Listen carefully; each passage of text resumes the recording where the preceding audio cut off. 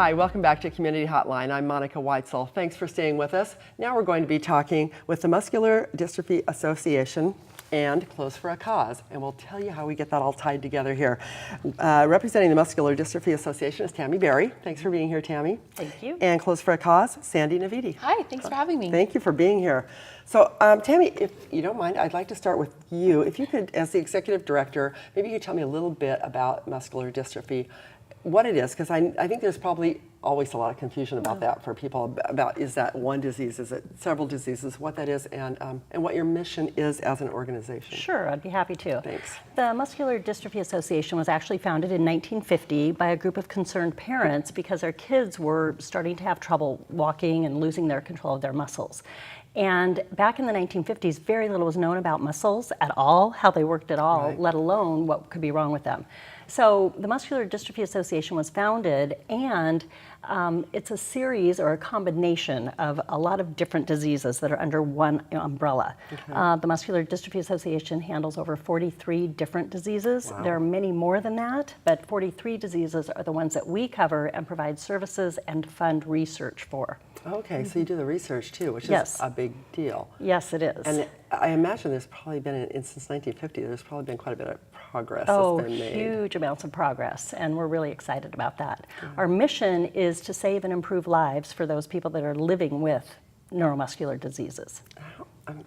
I bet there's, I bet you can't even imagine how many people there are affected. You don't have numbers on that, do Well, you? we do. There are about 1 million people affected with muscular dystrophies. So in the scheme of things, that's In kind of a what small area amount. are we talking about, worldwide? Yes, Okay. yes, only about 1 million people. Okay.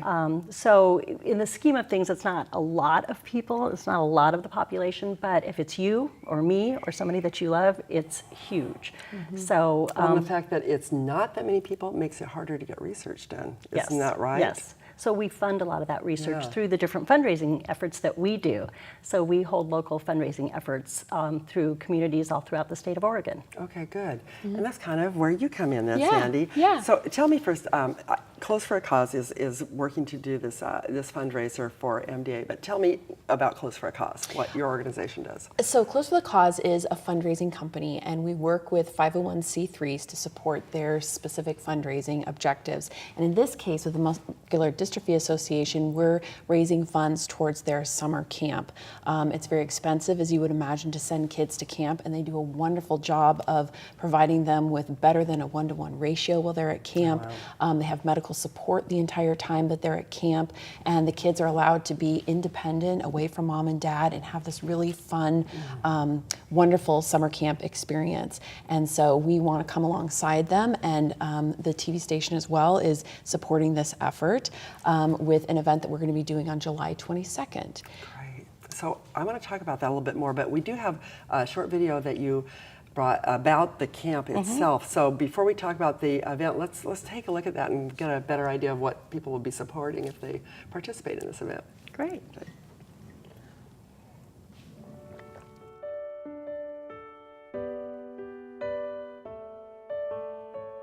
I adored MDA summer camp. I miss it so much. I wish I could still go. Those years have definitely influenced a lot of things in my life. I can remember the first time I went to summer camp. It was amazing because there were a boatload of kids just like me. I really deeply credit camp for helping me to become an independent woman. My biggest takeaway is that that's where I learned to ask for help from other people. We were very nervous the first time sending Jason away, and we left there feeling assured. These people are going to take good care of our son. So that's how I feel about MDA. Like they're like family, and they're going to take care of you.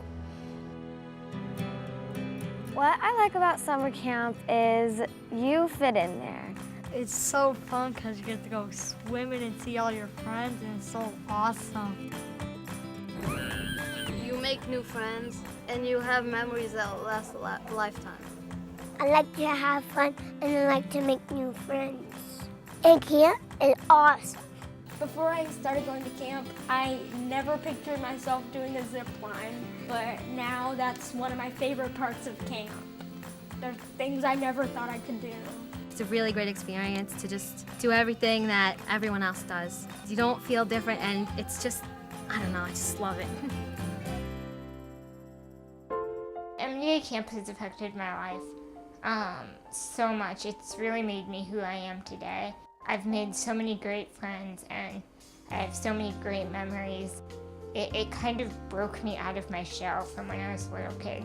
I've been asked a lot over the years to express my thanks to sponsors and people who volunteer and donate their hard-earned money. And those kind of words are hard to find because there are not enough words invented to say thank you. Every dollar has given me hope. Every minute at camp has taught me lessons. And I'll forever be grateful for these 30 years of a relationship that I've had with MDA, and also to the people who continue to give and support.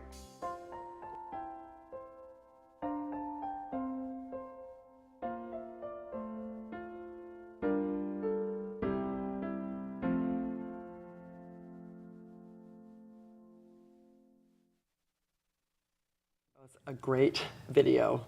That was very, very heartwarming.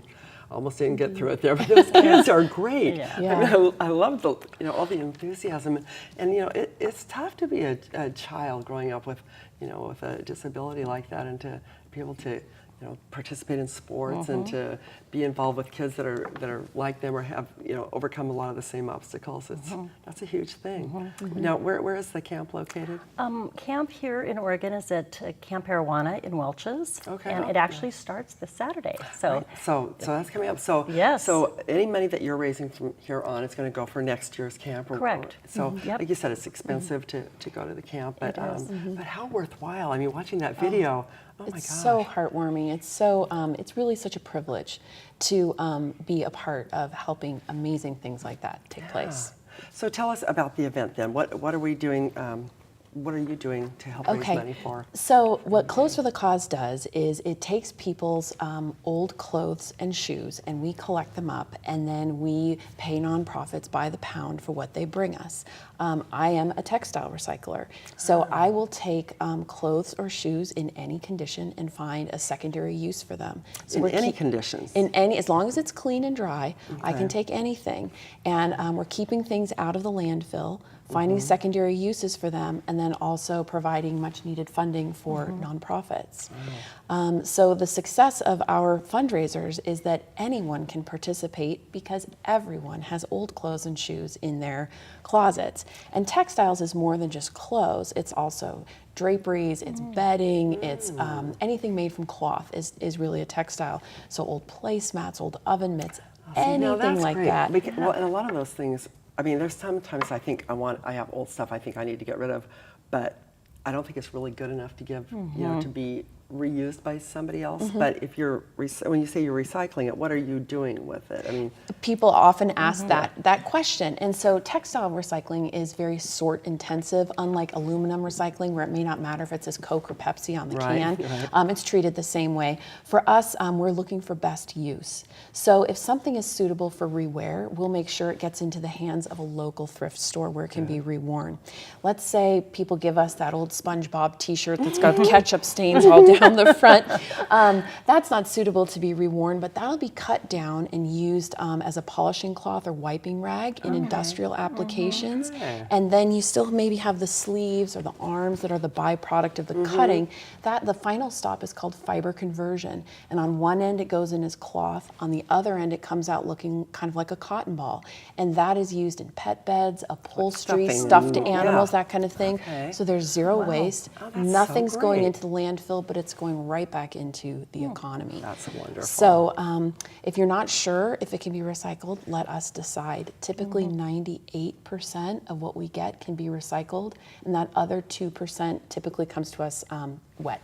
And in this climate, of course, when things are wet, they mildew, and then it's cost prohibitive to sanitize it. Yeah, that's such a great thing because, I mean, I'm a big fan of, thrift shops and, consignment stores and that just, to buy things because you can get some really good deals. But and I always give my things, to charity for, that are left over. But there's always something I think, God, I loved this, but really. No, you know, it just Yeah. doesn't look Yeah. good enough to have, and then a lot of times it gets thrown away. So Sure, and you know, that old 1970s Afghan that's avocado green. You think, who wants that? but somebody might. You know what? I want Yeah. that. We'll take that, and it can be a help to muscular dystrophy. Yes. That's great. So what a wonderful thing. I think that's wonderful. So you do this for different organizations, right?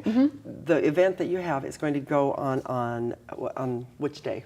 July 22nd. Okay. It's going to be from 10 to 5 here at the station. I'll be right here at MetroEast. You can drop your bags of clothes off, but if that time or date isn't convenient for you, there are various businesses in the community that are also supporting this endeavor.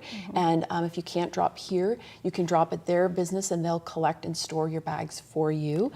There's a nice long list. Of course, we're always looking for more businesses to support this, but those who are already on board, you can find on the Clothes for the Cause Facebook page, the TV station's Facebook page, and the MDA Facebook page as well. Wonderful. Good deal. I think that's great. So I'm here at MetroEast, July 22nd. Yes. Okay. So 10 to 5. So people just bring them in. I'll probably be at the front desk then. So I'll be, help them take that stuff in. That's just such an easy way to support an organization that can really use the help. And the money for this is it earmarked for the camp? Is that? Yes. Yes, that's what they're going to do. They're going to collect all the clothes. And this happened through a connection with one of her associates who came to one of our other fundraisers and came up with the idea that we can use the clothes that didn't turn into money for the organization. So they came up with this idea, and we just are thrilled that they're helping to support the Muscular Dystrophy Association here locally.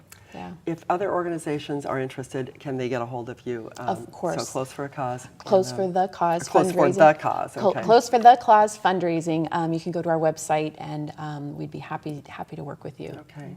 In the meantime, tell me just a little bit more about the camp. You have about how many campers do you get? This year we've got about 80 campers. They come from all over the state of Oregon and also Southwest Washington. And we have 105 volunteers that will be helping to assist those campers. So that is a really good ratio. Yes, yes. And we do a match where we match the camper to a counselor, and they are their buddy for the entire week. Oh, great. I know, it's I bet wonderful. some really great relationships come out of that. Do kids and their volunteer tend to stay in touch? do. Many of them tend to stay in touch with the same counselor year after year after year, and they develop friendships with the family, and they end up doing more outside of the MDA camp throughout the year.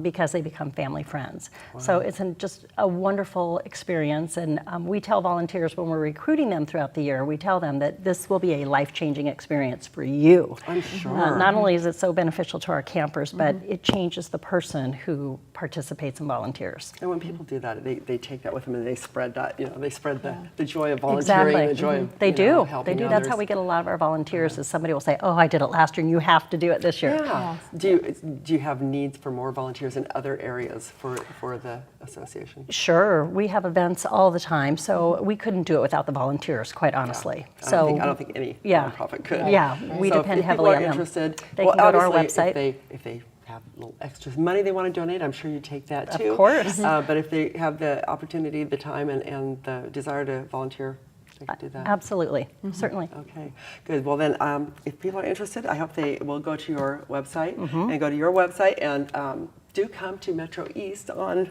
the 22nd from 10 to 5 and people can drop off their stuff. I know I'm going to go home and go through my closets because I always have stuff to get rid of, and this is going to motivate me to get some. We'll take it all and put it to good use. There you Wonderful. go. Yes. Thanks for watching this segment of Community Hotline. And do get into your closets and go into those storerooms and get down in the basement and clear out all that stuff you have in there and bring it in here on the 22nd.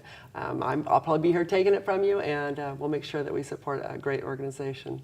Thanks for watching, and we'll be back in just one more minute with some more from Community Hotline.